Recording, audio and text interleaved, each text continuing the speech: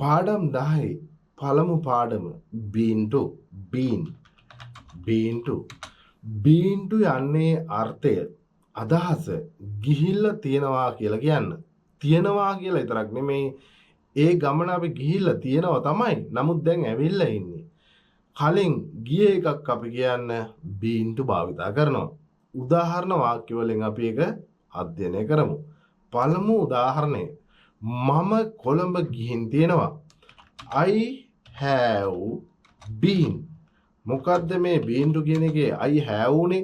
I කියන්නේ මම කියන අර්ථය බහුවචන හැටියට අපි I සලකන්නේ. ඉතින් been වලට කලින් අපි have දාගන්න ඕන බහුවචනේ වට. I have been. I බහුවචනයි have යොදාගත්තා. I have been to Colombo. හරි සරල භාවිතයක්. I have been to Colombo. මම කොළඹ ගිහින් තියෙනවා. දෙවන වාක්‍ය, දෙවන උදාහරණය. ඇය ඉන්දියාවට ගිහින් තියෙනවා. ඇය කියන්නේ ඒක වචනයි. එතකොට මොකද්ද වෙන්නේ? ඇය කියන්නේ ඒක වචන නම් have නෙමෙයි අපි යොදන්නේ has. She has been. She has been to. ඇය ගිහින් තියෙනවා. She has been to. ඇය ගිහින් තියෙනවා. කොහෙද ඇය ගිහිල්ලා තියෙන්නේ? ඉන්දියාවට. She has been to India.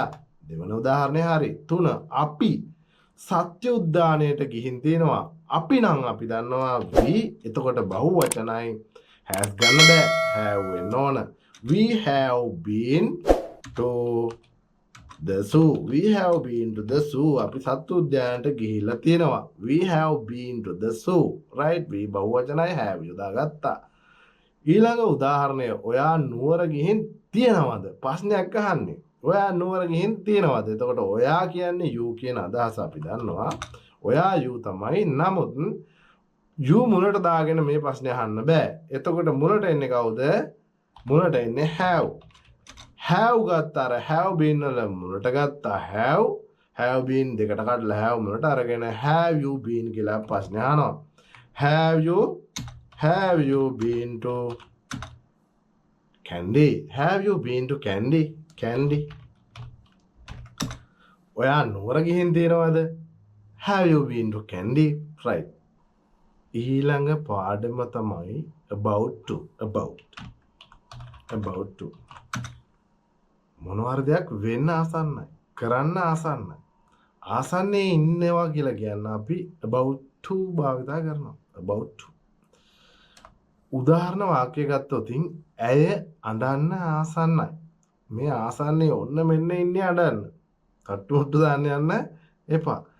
ඇය අඬන්න ආසන්නේ ඉන්නේ. ඇය is. she වත් එක්ක යන be form එක තමයි she එක්ක යොදන්නේ අපි is නේ. she is about. ඊට පස්සේ අපි about to යොදා ගන්නවා. she is about to cry කියන්නේ අඬනවා. she is about to cry. ඇය අඬන්න ආසන්නයි. අපි ඊළඟ බලමු. බස් එක පිටත් වෙන්න ආසන්නයි. මෙතන කවුද කතෘයේ දෙන්නේ? බස් එක. the bus කිව්වහම අපි දන්නවා ඒක වචන නිසා බස් එකට දෙන්නේ is නේ. the bus is about to. the bus is about to leave කියන්නේ පිටත් වෙනවා. the bus is about to leave. Bus එක පිටත් වෙන්න ආසන්නයි. the bus is about to leave. ඔවුන් රැස්වීම පටන් ගන්න ආසන්නයි. ඔවුන් they කියන්නේ බහුවචන කතෘ කෙනෙක්. they කියන්නේ ඔවුන් යන අදහස. they එකේ දෙන්නේ කවුද? they එකේ දෙන්නේ is නෙමෙයි. they බහුවචනයි. they කියලා තමයි අපි කියන්නේ. we are, they are, you are. එහෙම අපි භාවිතා කරන්නේ. they නම් එන්නේ the bus නම් is. they are about to. ඔවුන් රැස්වීම පටන් ගන්න ආසන්නයි. they are about to start නැත්නම් begin the meeting. start the meeting. ඔවුන් රැස්වීම පටන් ගන්න ආසන්න. they are about to start the meeting. they are about to start the meeting. begin the meeting. commence the meeting. වචන තියෙන විදිහට පටන් ගන්නවට කියන ඒවා. they are about අපිට ඒක තමයි විතර පාඩම. ඔවුන් ආසන්නයි. මොකටද? රැස්වීම පටන් ගන්න. තව විනාඩි සමහර 2යි 3යි වෙන්න පුළුවන්. ඊළඟ උදාහරණය. වහින්න ආසන්නයි. තව පොඩ්ඩකින් වහින්නට තියෙනවා. අපි කියනවා දැන් අහස කළු කරලා තියෙන ලාවට අපි කියනවා රයිට්. වහින්න ආසන්නයි. අහස බලන්නේ. අම්මේ වහින්න ආසන්නයි රෙදි ටික ගන්න. රයිට්. අපි ඒකනේ කියන්නේ. එහෙමනම් වහින්න ආසන්නයි කියනකොට අපි දන්නවා වහිනවා කියන එකේ කර්තෘ කවුද? it. අපි යොදාගන්නේ it. it යොදා ගන්න ඕන වහිනවා කියනකොට පළමු. it is it නම් එන්නේ. is වෙන්න බෑ. ඒක වචන වෙන්න බෑ නේ. it ඒක වචනයිනේ. එහෙනම් is යොදුවා. it is about to rain. වහින්න ආසන්නයි. it is about rain. වහින්න ආසන්න. right. පාඩම් 10 ඊළඟ පාඩම used to පුරුදු වෙලා හිටියා. පුරුදු වෙලා සිටියා කියලා කියන්න අපි used to භාවිතා කරනවා. උදාහරණ වලින් බලමු කොහොමද මේ පුරුදු වෙලා හිටියා මොකක් කර දෙයක් කරන්න කියලා used to භාවිතා කරලා කියන්නේ කියලා. මම පුරුදු වෙලා හිටියා ක්‍රිකට් සෙල්ලම් කරන්න. ඒ කියන්නේ මම දැන් ක්‍රිකට් සෙල්ලම් කරන්නේ නැහැ. පුරුදු වෙලා හිටියා. I don't play cricket now. මම දැන් නම් සෙල්ලම් කරන්නේ නැහැ. පුරුදු වෙලා ඉඳලා තියෙනවා. එතකොට ඒක තමයි මේ කියන්නේ යන්නේ. මම used to තමයි අපේ භාවිතේ. I used to play cricket. මම පුරුදු වෙලා හිටියා ක්‍රිකට් සෙල්ලම් කරන්න. කොහොම නමුත් දැන් නම් මම ක්‍රිකට් සෙල්ලම් කරන්නේ නැහැ කියන එකත් මේ වාක්‍යය තුල කියවෙනවා. මම පුරුදු වෙලා හිටියා. I used to play cricket. right. ඊළඟ උදාහරණය. අපි පුරුදු වෙලා හිටියා රෑ 7ට කන්න. ඒ කියන්නේ ඩිනර් එක අපි ගන්න කීයටද? රෑ 7ට. රෑ 7ට ඩිනර් එක ගන්න පුරුදු වෙලා හිටියා. ඒක හොඳයි නේ. නිදි ගන්න කලින් ගන්න ඕන. ගොඩක් කලින් ගන්න ඕන වඩා හොඳයි රෑ කෑමක ඩිනර් එක. අපි පුරුදු වෙලා හිටියා නම් we කියන්නේ අපි we used to eat dinner රෑ කෑමක් ගන්න නැත්නම් have dinner අපි ඉද්දාගමු.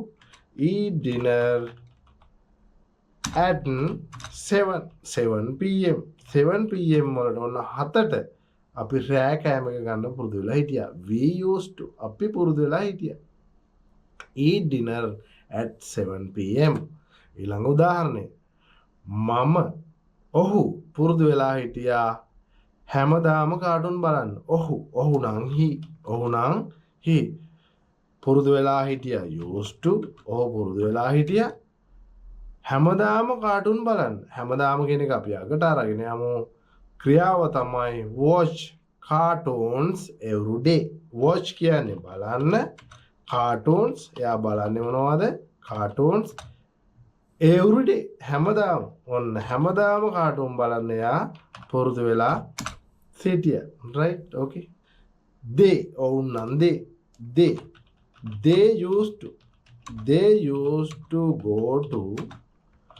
they used to go ඔන්න go නේ ක්‍රියාපදේ. ඔවුන් පුරුදු වෙලා හිටියා ඒ පාසලට යන්න තමයි පුරුදු වෙලා හිටියේ. they used to go to that school එච්චර හරි. ඔවුන් පුරුදු වෙලා හිටියා ඒ පාසලට යන්න. they used to go to that school. ඔවුන් පුරුදු වෙලා හිටියා ඒ පාසලට යන්න. okay. තේ කෝප්පයක් බොමුද කියලා කෙනෙක්ගෙන් හරි විනීත විදියට අපි අහනවා. අපි ඔෆර් කරන්න යන්නේ පිරිනමන්න. පිරිනමන්න යද්දී අපි අහනවා තේ කෝප්පයක් බොමුද? තේ කෝප්පයක් ඔෆර් කරන්න යනකොට කොහොමද අපි පාවිච්චි කරන වචනේ මොකද්ද? would තමයි අපේ වචනේ. would අපි භාවිතා කරන ප්‍රධාන වශයෙන් මොන හරි දෙයක් ඔෆර් කරන්න යද්දී පිරිනමන්න යද්දී. would you like would පළමු යොදාගත්තා. ඊට පස්සේ you කියන වචනේ යොදා ගන්න ඕන. ඔයා ඔබ කියන අදහසින් දැන් ඔබ කැමතිද කියලානේ මේ අහන්නේ. තේ එකක් බොන්න කැමතිද? තේ කෝප්පයක් බොන්න කැමතිද? would you like දා ගන්න කැමති කියන අදහසින් would you like a cup of tea? තේ එකක් බොමුද? would you like a cup of tea? තේ එකක් බොන්න කැමතිද? දැන් තේ එකක් බොමු නේද කියලා ඔන්න මම ඔෆර් කරන්න යනකොට ආන විදිහ. මේක හරි කොමන් ක්‍රමයක්, පොදු ක්‍රමයක්. right. තව එකක් බලමු අපි. කේක් කෑල්ලක් කමුද? කේක් කෑල්ලක් කමුද?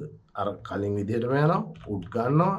would you like a piece of cake? would you like a piece of cake? right. Cake කෑල්ලක් කමුද? අන්න අපි හරි ලස්සනට ඒක අහනවා. විනීතව අහනවා. would you like a piece of cake? right. ඊළඟ උදාහරණය අපි ගන්නවා මොනවා හරි බොමුද? මොනවා හරි anything. මොනවා හරි කියන්නේ මොනවද? anything. anything to drink, right? ඒක අපි කලින් විදිහටම අහනවා would you like anything to drink? anything to drink. අපි මොනවා හරි බොමුද? මොනවා හරි බොමුද, right? would you like anything to drink? අපි මොනවා හරි බොමුද? මොනවා හරි බොමුද? you like anything to drink, right? okay. ඔයාට කමක් නැත්තම් කියලා අපි සමහරවිට ප්‍රශ්න අහනවා නේද? ඔයාට කමක් නැත්තම් මට ඔක පෙන්නනවද? ඔයාට කමක් නැත්තම් පොඩ්ඩක් එහාට යනවද? ඔයාට කමක් නැත්තම් කියන අන්නේ අදහස ගැන දෙන්න අපි භාවිතා කරනවා would you mind. would you mind කියන පැටර්න් එකක් භාවිතා කරනවා. would you mind. would you mind වලට පස්සේ එන්න ඕන ක්‍රියාපදයක්. අපි මොකක් හරි ඉල්ලීමක් කරනවානේ. අන්නේ ඉල්ලීමට අදාළ ක්‍රියාපදය ing වලින් තියන්න ඕන. ing ෆෝම් එකෙන් තියන්න ඕන. gerund එකක් හැටියට තියන්න ඕන. අපි බලමු උදාහරණ වාක්‍යය. ඔයාට කමක් නැත්තම් ජනේලේ අරින්නද? ජනේලේ අරින්නද කියන එකේ ක්‍රියාපදය තමයි open කියන එක. open in වෙන්න ඕනේ ඒක. would you mind වලට පස්සේ හරියක් බලමු. would you mind ඔයාට කමක් නැත්තම් would you mind opening the window. opening the window. ඔයාට කමක් නැත්තම් මං ජනේලේ අරින්නද කියලා තමයි මේ අහන්නේ. කමක් නැත්තම් මං ජනේලේ අරින්න. would you mind opening the window? තව උදාහරණයක් බලමු. ඔයාට කමක් නැත්තම් මට පාර පෙන්නවද? මොකද්ද මේක කරන් දින්නේ? පෙන්නනවා කියන්නේ ෂෝනේ. ෂෝ පෙන්නනවා. would you mind කොහොමත් මුණට එන්න එපා අපි දාගමු. would you mind. would you mind කොහොමද මුණට ගන්න ඕන? මේ කමක් නැත්තම් කියන ප්‍රශ්නේ අහන්න. ඔයාට කමක් නැත්තම් කියලානේ අහන්නේ.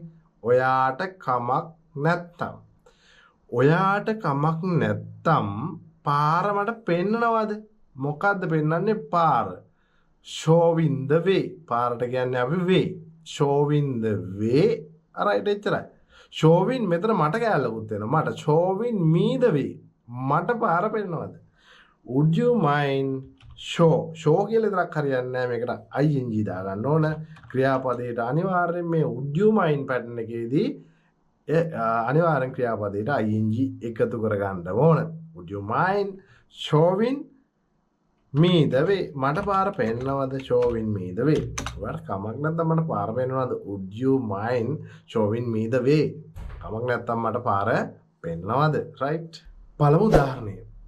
ඇය පැය ගණනක් නිකරුණේ බලා සිටියා. ඇය she අතීතේ මේ වෙච්ච දෙයක් දැන් වෙලා ඉවරයි. බලා සිටලා ඉවරයි. she waited. wait නෙමෙයි wait කියන්නේ බලා සිටිනවා. waited මෙතන හරි. waited. she waited පැය ගණනක් නම් 4 hours. 4 hours කියන්නේ පැය ගණනක්. she waited for hours. ඇය පැය ගණනක් බලා සිටියා. in vain. in vain නිකරුණේ. ඇය පැය ගණනක් බලා සිටියේ උනට කවුරුත් ඇවිල්ලා නැහැ. ඒක තමයි මේ කියන්නේ. ඊගා උදාහරණය. ඔහුගේ සියලුම අනතුරු ඇඟීම් නිෂ්ඵලයි. ඒ කියන්නේ ඔහුගේ සියලුම මේ අනතුරන් අපුවා වැඩක් කරලා නැහැ. ඒවයි in vain නිකරුණේ. එහෙනම් all ඔහුගේ සියලුම අනතුරු ඇඟවීම් කියන්නේ all his warnings, right? ඔහුගේ සියලුම අනතුරු ඇඟවීම් warnings. ඔහුගේ සියලුම අනතුරු ඇඟවීම් උනේ මොකද්ද උනේ? ඒ උනා කියන අදහස අපි දාන්න all his warnings කියන්නේ බහුවචන එකක්. බහුවචනයකදී අපි අතීත කාලේ උනා කියන්න ගන්නේ were කියන එක. all his warnings were ඔහුගේ සේරම අනතුරු ඇඟවීම් උනා. all සේරම his ඔහුගේ warnings කියන්නේ අනතුරු ඇඟවීම් were උනා. මොකද්ද උනේ? in vain. in vain කියන්නේ සේරම ටික නිකරුණේ ගියා. වැඩක් උනේ නැහැ. ඊළඟ උදාහරණය. මම එහෙ ගියේ නිකරුණේ. මම ගිහිල්ලා ඉවරයි දැන්. හැබැයි I went there. මම එහෙ ගියා. I කියන්නේ මම went ගියා. there එහෙ. I went there. මං එහෙ ගියා. in vain. මං එහෙ ගියේ ඉතින් නිකරුණේ. වැඩක් කළා නෑ. මම ගියාට කවුරුවත් හිටියේ නෑ. ඒ වගේ කතාවක් කියන්නේ. මම එහෙ ගියා. I went there in vain. right. සමහර අතීතයේ සිදු වුණු සිදුවීම් ගැන අපි පසුතැවිලි වෙනවා. ඒ පසුතැවිලි වීම ප්‍රකාශ කරන්න අපට භාවිතයක් තියෙනවා should have කියලා. අපට කරන්න බැරි වෙච්ච දේවල් අපි කරන්න තිබ්බේ කියන අදහස කියන්න. මට එහෙ යන්න තිබ්බේ. මට විභාගයට පාඩම් කරන්න තිබ්බේ. අන්න ඒ වගේ කරන්න තිබ්බේ. නමුත් මම කරලා නැහැ. මම කරේ නැහැ. ඒ කරේ නැති නිසා දැන් මම වේදනාව විඳිනවා. ඒක කරන්න තිබ්බේ කියලා ඉවරලා ඒ පසුතැවිලි වීම ගැන ප්‍රකාශ කරන්න තමයි අපි මේ should have භාවිතා කරන්නේ. should have right should have අපි භාවිතා කරන්නේ අපේ පසුතැවිලි ප්‍රකාශ කරන්න. පසුතැවිලි වීම. ඔයාට තිබ්බේ විභාගයට වැඩ කරන්න. ඔයාට තිබ්බේ විභාගයට වැඩ කරන්න. අපි මුලින්ම ඔයා කියන එක ලියාගන්න එපේ. ඔයාට තිබ්බේ you ඕන ලියාගත්තා. ඊට පස්සේ අපේ භාවිතය තමයි pattern එක should have නේ. you should have ඔය you should have වලට පසුව should have වලට පසුව ක්‍රියාපදයක් තමයි උතන්ට යොදන්න ඕන. මොකක්ද අපිට බැරි වෙච්ච ක්‍රියාව? you should have මෙතන නම් තියෙනවා ඔයාට තිබ්බ විභාගයට වැඩ කරන්න. වැඩ කරනවා කියන්නේ study ලියලා බලමුකෝ අපි study. නමුත් මෙතනට යෙදෙන්නේ study නෙමෙයි. you should have study කියලා ලියලා හරියන්නේ නැහැ. මේ pattern එකේදී අපි මේ have වලට පස්සේ ලියන්න ඕන studied. ඒ කියන්නේ මේකේ past participle එකෙන් ලියන්න ඕන. you should have studied for exam. ඔයාට තිබ්බේ විභාගයට වැඩ කරන්න. නමුත් වැඩ කරේ නැහැ මේ ළමයා නේ. වැඩ කරන්න තිබ්බේ කියලා මේ සිද්ධිය වෙලා ඉවරයි. දැන් විභාගෙත් ඉවරයි. දැන් කියනවා you should have studied for exam. ඔයාට තිබ්බේ විභාගයට වැඩ කරන්න right. අපි ඊළඟ උදාහරණයට යමු. ඔයාට තිබ්බේ ඇත්ත කියන්න. දැන් ඇත්ත කියලා නෑ බැලුවාම නේ. ඒක නිසා අපි කියනවා දැන් අතීතේ බොරු කියලානේ දැන්. ඔයාට තිබ්බේ ඇත්ත කියන්න. ඔයා නා you ඊට පස්සේ should have ඔයාට තිබ්බේ ඇත්ත කියන්න. you should have ඔතන දැන් කියනවා කියන වචනේ අපි කියමු tell කියලා. මෙතන tell දාගන්න බෑ අපට. tell දැම්මොත් වැරදි. මෙහෙම tell දාන්න බෑ. මොකද මම කිව්වා කලින් එකේ studied කරානේ. මෙතන tell told වෙන්න ඕන past participle අතීත කෘදන්තෙන් තියන්න ඕන. එහෙමනම් අපි ඔන්න told කියලා දානවා. you should have told the truth. the truth කියන්නේ මොකද්ද? ඇත්ත. ඇත්තට කියන්නේ truth කියලා. හරි. you should have told the truth. ඔයාට ඇත්ත කියන්නනේ තිබ්බේ. ඇත්ත කියලා නෑ බැලුවාම. හරි. ඊළඟ උදාහරණය. ඔයාට කලින් යන්න තිබ්බේ. කලින් ගිහිල්ලා නෑ. කලින් ගියා නම් මේ ඊට පස්සෙන්ද කියන්නේ. දැන් කලින් දවසේ රෑ වෙච්ච එකක් කියමුකෝ. කලින් යන්න තිබ්බේ නෑ. රෑ වෙලා ගිහිල්ලා. මොකක් හරි අනතුරක් වෙලා. දැන් අපි කියනවා ඊට පස්සෙන්දා ඔයාට කලින් යන්න තිබ්බේ. right. එහෙමනම්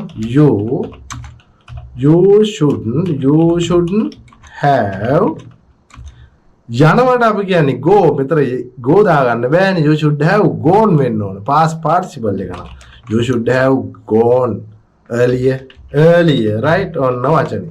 ඒ කියන්නේ කලින්. you should have gone earlier. ඔයාට පොඩ්ඩක් කලින් යන්න තිබ්බේ. you should have gone earlier. ඔයාට පොඩ්ඩක් වෙලාස්නේ යන්න තිබ්බේ. right. ඊළඟ උදාහරණය. ඔහුට මට කතා කරන්න තිබ්බේ. ඔහු මට කතා කරලා නෑ දැන්. ඔය කියන විදිහට හරි. ඔහුට තිබ්බේ මට කතා කරන්නනේ. අන්න ඒක මේ කියන්නේ අපි. ඔහුට තිබ්බේ මට කතා කරන්න. එහෙනම් ඔහුට තිබ්බේ මට කතා කරන්න. he should have call කියන්නේ කතා කරනවා. මෙතන මොකද්ද වෙන්න ඕන?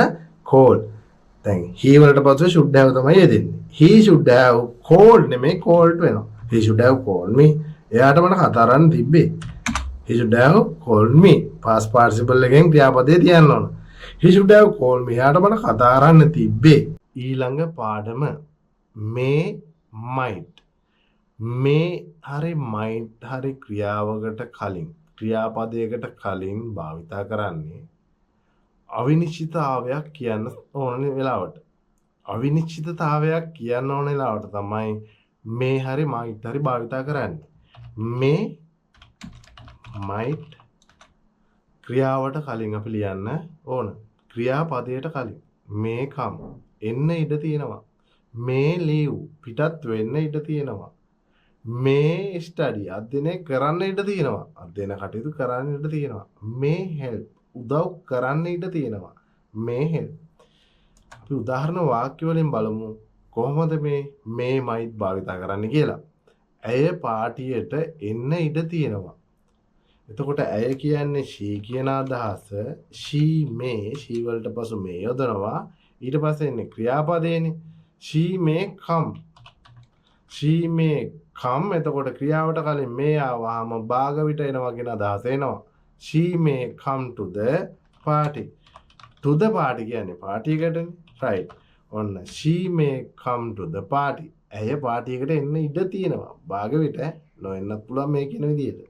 right. ඊගායක බලමු අපි.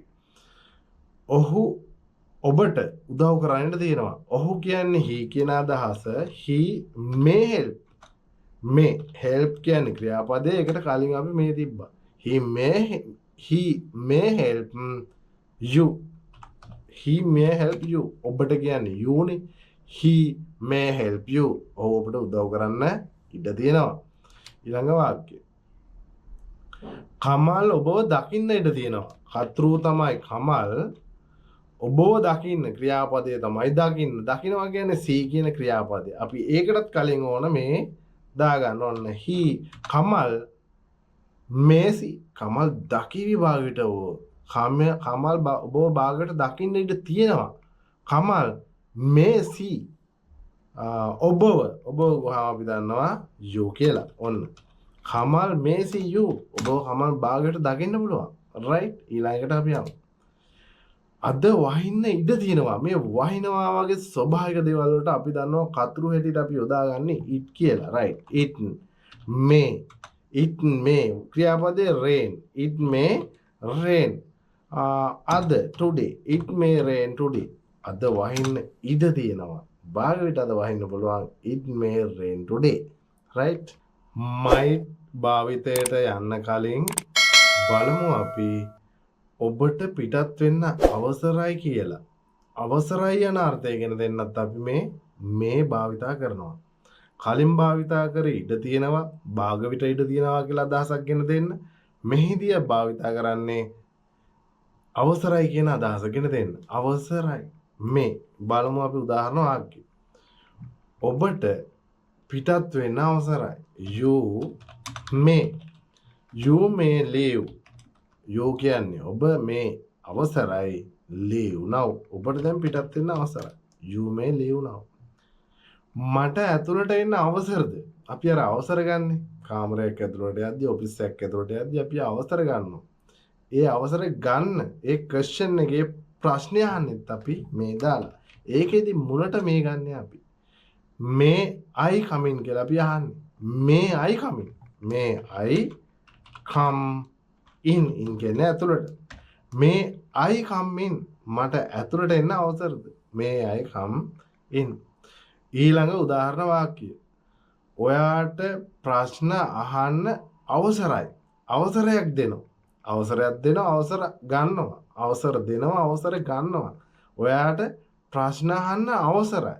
ඔයා නම් you ඊට පස්සේ අවසරයි නම් මේ you may අහන්න නම් ask you may ask right questions. you may ask questions. ඔයාට ප්‍රශ්න අහන්න අවසරයි.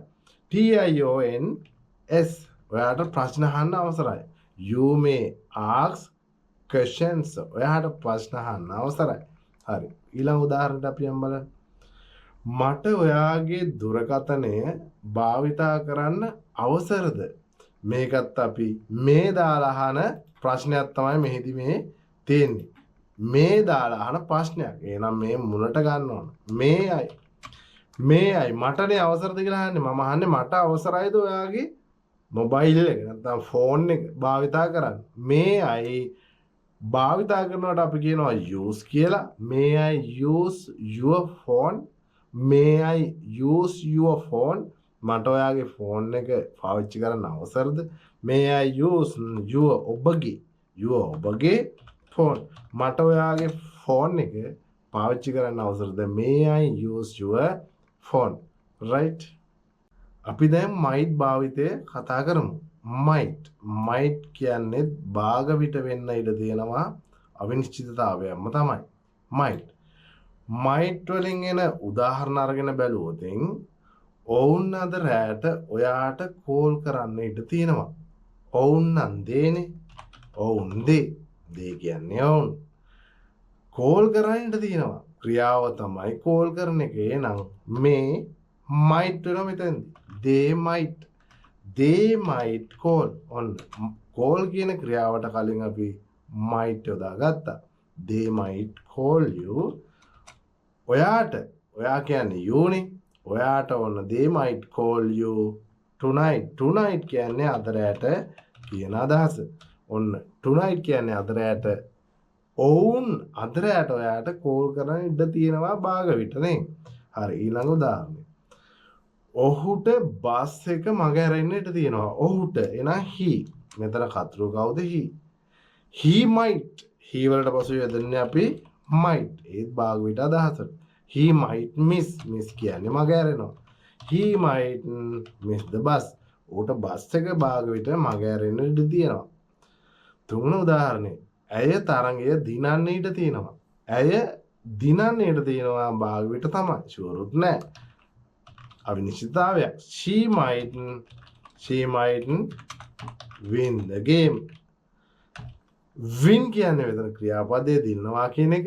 ඇය තරඟය දිනන්න ඉඩ තියෙනවා. She might win the game. okay. දැන් අපි බලනවා maybe might be. maybe might be. ඔහු සමහර විට ගෙදර ඇති. ඔහු කියන්නේ he ඔහු සමහර විට ගෙදර ඇති. භාග විට ගෙදර ඇති. maybe he may be at home. ගෙදර at home කියන්නේ ගෙදර. maybe භාග විට තමයි ගෙදර ඉන්න පුළුවන් ඔහු. ඊළඟ උදාහරණය. ඇය මේ වේලාවේ කාර්ය බහුල ඇති. ඇය නම් she maybe ඊට පස්සේ යොදන්න ඕන maybe she maybe කාර්ය බහුලයි නම් busy නේ නැත්තම් hectic. she may be busy right now. right now කියන්නේ මේ වේලාවේ. she may be busy right now. ඇය මේ වෙලාවේ භාග විට කාර්ය බහුල ඇති. ඔහු භාග විට දැන් නිදි ඇති. ඒකට අපි ගමු might be. maybe වගේම might be යොදන්න පුළුවන්. might be තමයි මෙතනදී යොදන්න ඕන. එතකොට ඔහු he ඔහු නම් he භාග විට දැන් නිදි ඇති. he might be sleeping.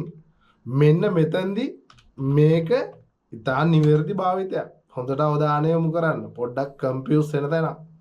he might be sleeping. මේ might be කියන කොටස විතරක් මෙතනදී කඩලා අරන් බලන්න ඕන.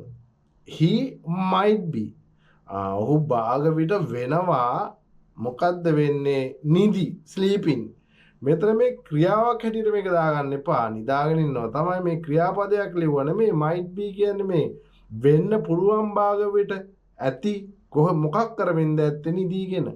ඒ ගැඹුරු නින්දරත් වෙట్లా ඇති දැන් නේ. he might be sleeping. ටිකක් වෙනස් භාවිතයක්. he might be sleeping. right. ඊළඟ උදාහරණය. ඔබ භාග විට වැරදි වෙන්නේ නැති. ඔබ භාගයට වැරදි වෙන්නේ නැති රෝන්. ඔයා වැරදි. ඔබ කියන්නේ ඔයානේ. ඔයා කියන්නේ you. හරි you. you may be you මෙතන අපි දාගමු might be maybe යොදන්නත් අපට පුළුවන්. you might be ඔබ භාග විට වෙන්නේ නැති මොකද්ද? රෝන්. you might be රෝන්. ඔයා භාග විට වැරදි ඇති. වැරදි වෙන්නත් පුළුවන්. හරි දන්නේ නැහැ වැරදි වෙන්නත් පුළුවන්. you might be wrong. right. කරුණා කරලා මට උදව්වක් කරන්න පුළුවන්ද? කරුණා කරලා පුළුවන්ද කියලා නෙමෙයි අහන්නේ. කරුණා කරලා මට වතුර වීදුරුවක් දෙන්න පුළුවන්ද? මේ පුළුවන්ද කියන එක කරුණා කරලා නැත්තම් විනීත විදියට ආද්‍ය අපි පාවිච්චි කරන්නේ මොකද්ද? could. අපි පාවිච්චි කරන වචනේ could. could මුලට අරන් තමයි කතා කරන්නේ. අපි උදාහරණ වලින් බලමු. ඔබට පුළුවන්ද මට උදව් කරන්න කරුණා කරලා? මට කරුණා කරලා උදව් කරන්න පුළුවන්ද? right. එහෙනම් මුලට දා ගන්නවා අපි could. මුලට දාගත්තා අපි could. right. could you ඊගාවට ඔයා නැත්තම් ඔබ කියන අදහස ලියන්න එපයි. could you help ඊගාවට ක්‍රියාපදයේ මූලික අවස්ථාව ලියන්න ඕන. could you help me ඔන්න ක්‍රමය. could you help me ඔයාට පුළුවන්ද මට උදව් කරන්න? could you help me තාම විනීත විදියට අහන්න. could you help me please මේක විනීත විදියට මෙහෙම ආනවා කියන්නේ මේකනේ.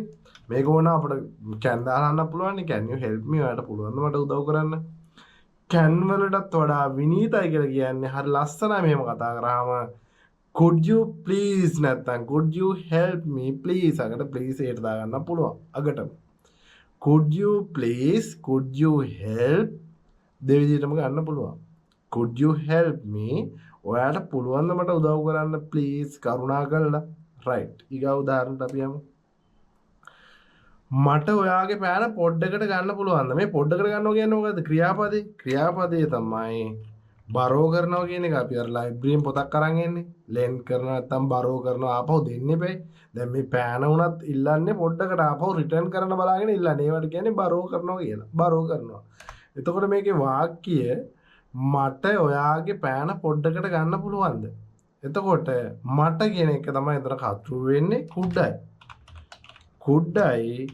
කුඩ්ඩයි බරෝ ඔන්න කුඩ්ඩයි ගාවට ක්‍රියාපදේ ලියනවා ක්‍රියාපදේ මොකද්ද බරෝ කුඩ්ඩයි බරෝ ඔයාගේ පෑන your friend කුඩ්ඩයි බරෝ your friend pen right පෑනනේ කුඩ්ඩයි බරෝ your pen right please කියලා ඕනනම් දාගන්න පුළුවන් මේක කරුණාකරලා ගෑල්ලක් නෑ නේද ඕන්නේ කුඩ්ඩයි බරෝ your pen please මට ඔයාගේ පෑන පොඩ්ඩකට ගන්න පුළුවන්ද කුඩ්ඩයි බරෝ your pen right for a while පොඩ්ඩකට එහෙම කියන්න පුළුවන් right could I borrow your friend for a while පොඩ්ඩකට මට ඔයාගේ පෑන ගන්න පුළුවන්ද right අන්න ඒකයි එහෙමයි එන්නේ ඊළඟ වාක්‍යය ඔයාට පුළුවන් ද ජනේලය අරින්න could you open the window ඔයාට පුළුවන් ද ජනේලය අරින්න හරිම ලස්සනයි could දැම්මම right could you ඔන්න could you COULD could you open the window ඔයාට පුළුවන් ද ජනේලය අරින්න